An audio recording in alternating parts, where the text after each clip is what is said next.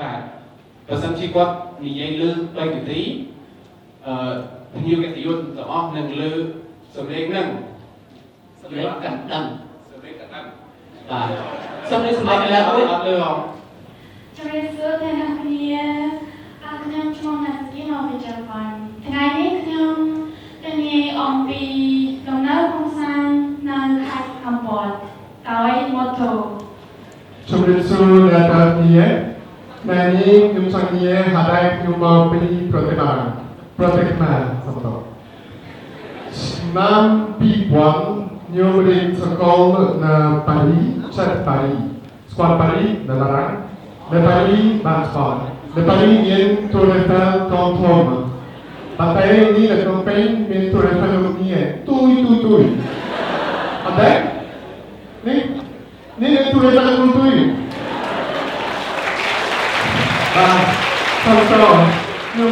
នេះគឺជាកម្មវិធីប្រកួតនិយាយភាសាខ្មែរសម្រាប់ជនបរទេសជាលើកដំបូងក្នុងប្រទេសកម្ពុជាមានបេក្ខជនបេក្ខនារីចំនួន22រូបមកពី9ប្រទេសរួមមានបារាំងជប៉ុនអូស្ត្រាលីបែលហ្សិកអ៊ីតាលីកូរ៉េខាងជើងកូរ៉េខាងត្បូងអង់គ្លេសនិងអាមេរិកចូលរួមប្រកួតកម្មវិធីនេះរៀបចំឡើងដោយវិទ្យាស្ថាន Link និងសាកលវិទ្យាល័យបញ្ញាសាស្ត្រនៅថ្ងៃទី13ខែមិថុនានៅសាលប្រជុំនៃសាកលវិទ្យាល័យបញ្ញាសាស្ត្រក្រោយខ្ញុំចេះនិយាយស្បាក់ក្រោយតែស្រីនោះគាត់ឲ្យខ្ញុំអីគាត់ឲ្យខ្ញុំកូកាកូឡាកាន់មិនមានសំជួយពីបងទី1លោកស្រីស៊ូនីកូតាំងប្រធានវិទ្យាស្ថាន Link និងជាអ្នករៀបចំកម្មវិធីបានឲ្យដឹងថាសម្រាប់ជនបរទេសដែលរស់នៅក្នុងប្រទេសកម្ពុជាចាំបាច់ត្រូវចេះភាសាខ្មែរដើម្បីងាយស្រួលក្នុងការទំនាក់ទំនងក្នុងជីវភាពរស់នៅប្រចាំថ្ងៃលោកស្រីបានបញ្ជាក់ថាបើទោះបីជាភាសាអង់គ្លេសជាភាសាអន្តរជាតិក៏ដោយប៉ុន្តែសម្រាប់ភាសានិយាយពីវប្បធម៌គ្រួសារឬផ្លូវចិត្តគឺនិយាយជាភាសាខ្មែរល្អជាងប៉ុន្តែតើចាប់ផ្ដើមនិយាយអំពីគ្រួសារអំពីវប្បធម៌អំពីផ្លូវចិត្តអង់គ្លេសគឺអត់ទេតងជាខ្ញុំគិតថាធ្វើនិយាយខ្មែរពីផ្លូវផ្លូវចិត្តពេលនិយាយអំពីគ្រួសារគាត់គឺផ្លា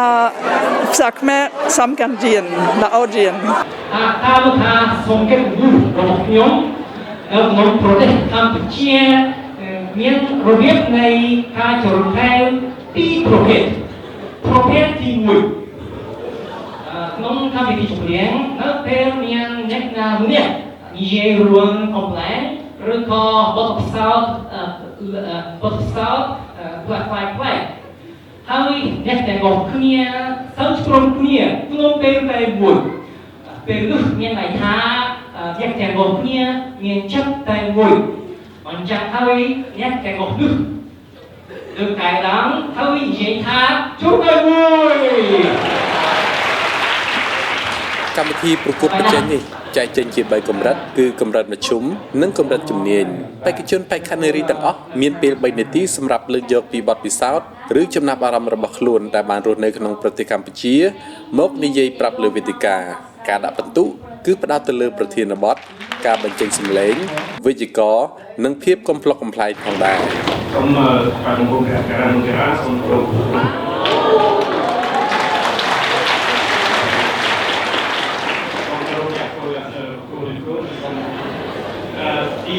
ទីគឺពេលដែលយើងខិតខំរៀនខ្មែរព្រោះយើងឃើញចាក់ដៃវិញគឺនាំឲ្យម្ចាស់សពបាត់ស្មារតីយើងកាន់តែខុសដែរអញ្ចឹងសូមអរគុណជា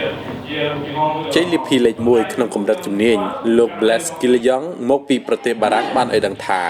លោកមានការត្រេកអរយ៉ាងខ្លាំងដែលបានចូលរួមក្នុងការប្រកួតនិយាយភាសាខ្មែរដែលរៀបចំឡើងដោយវិទ្យាស្ថាន Link និងសាកលវិទ្យាល័យបញ្ញាសាស្ត្រពិសេសគឺការលើកទឹកចិត្តពីសំណាក់អ្នកចូលរួមខ្ញុំរំភើបណាស់បាទរំភើបមែនតើមិនមែនធ្វើតែដោយសារបានទទួលជ័យលាភីហ្នឹងឯងគឺសំខាន់បំផុតដោយសារខាងសាលា Link និងសាកលវិទ្យាល័យបញ្ញាសាស្ត្រគាត់បានរៀបចំការប្រកួតហ្នឹងដែលមានបរិយាកាសដ៏ល្អប្រសើរហើយជាពិសេសខ្ញុំសូមថ្លែងអំណរគុណចំពោះខាងសាលា Link លោកជំទាវសញ្ញាកូតាំងហើយចំពោះសិស្សនិស្សិតទាំងអស់ដែលបានចូលរួមពួកគាត់បានជួយលើកទឹកចិត្តបេក្ខជននិងបេក្ខនារីទាំងអស់ ឲ្យមានកម្លាំងចិត្តនិយាយភាសាខ្មែរចំពោះមុខគាត់ព្រោះតាមការពិតគឺម្នាក់ឡើងភ័យ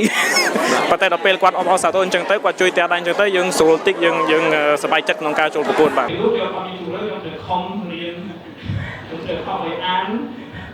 ជាជនបរទេសមួយរូបដែលស្រឡាញ់ភាសាខ្មែរលោក Bless ក៏បានជំរុញឲ្យប្រជាពលរដ្ឋខ្មែរព្យាយាមប្រើប្រាស់ពាក្យខ្មែរឲ្យបានច្រើនជាជាងយកពាក្យបរទេសមកប្រើភាសាខ្មែរខ្ញុំជាអ្នកស្នេហាភាសាខ្មែរបានខ្ញុំខិតខំរៀនប៉ុណ្ណឹងហើយខ្ញុំសប្បាយចិត្តខ្ញុំឃើញថាមានអ្នកដទៃដែលចង់រៀនដែរហើយសំខាន់ធ្វើម៉េចឲ្យភាសាខ្មែរនៅរក្សាលក្ខណៈខ្មែររបស់ភាសាខ្មែរព្រោះពេលខ្លះខ្ញុំឮខ្មែរមួយចំនួនគាត់ប្រើពាក្យអង់គ្លេសច្រើនខ្ញុំគិតថាភាសាខ្មែរខេមរៈភាសាគឺជាភាសាមួយដ៏ល្អបំផុតអញ្ចឹងគួរប្រើពាក្យខ្មែរនៅពេលណាដែលមានពាក្យខ្មែរមិនបាច់បញ្ចូលពាក្យអង់គ្លេសពាក្យបារាំងពាក្យអីទេកាលណាមានពាក្យខ្មែរយើងប្រើទៅវាល្អ ពាក្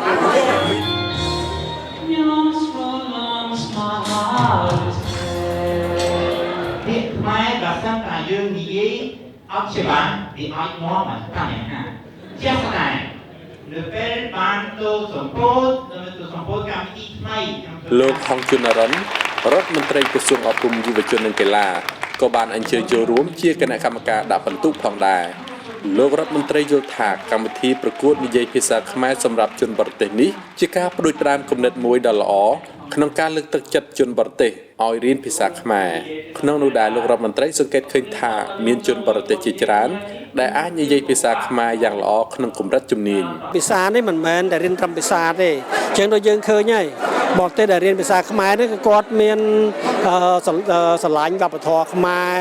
គាត់ស្រាវជ្រាវអំពីប្រាសាទបុរាណខ្មែរក៏ដូចជាការផ្លាស់ប្ដូរវប្បធម៌អញ្ចឹងមានន័យថា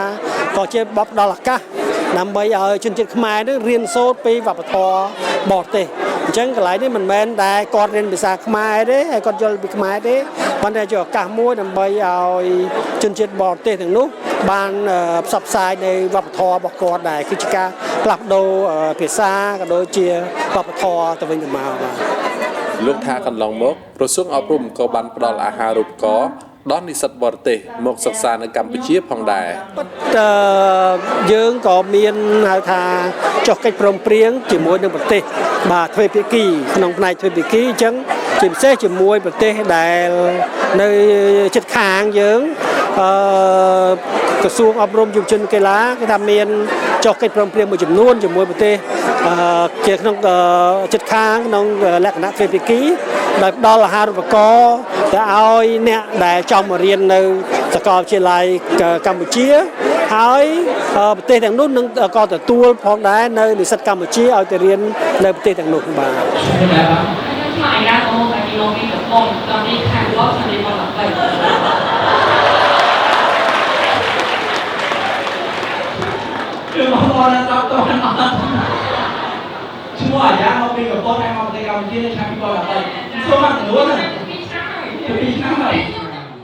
កម្មវិធីប្រកួតនិយាយភាសាខ្មែរសម្រាប់ជនបរទេសនេះមិនមានទេនៅក្នុងពេលកន្លងមកបើតាមលោកស្រីស៊ូនីកតាំងនឹងមានកម្មវិធីប្រកួតនេះនៅឆ្នាំក្រោយក្នុងទ្រង់ទ្រីធំជាងមុន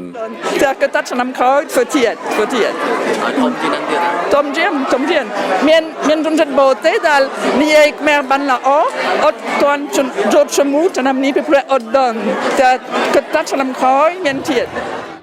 ខ្ញុំផាន់ច័ន្ទសីវត្ថុមិត្តភាពកម្ពុជាចិនពីទីក្រុងភ្នំពេញ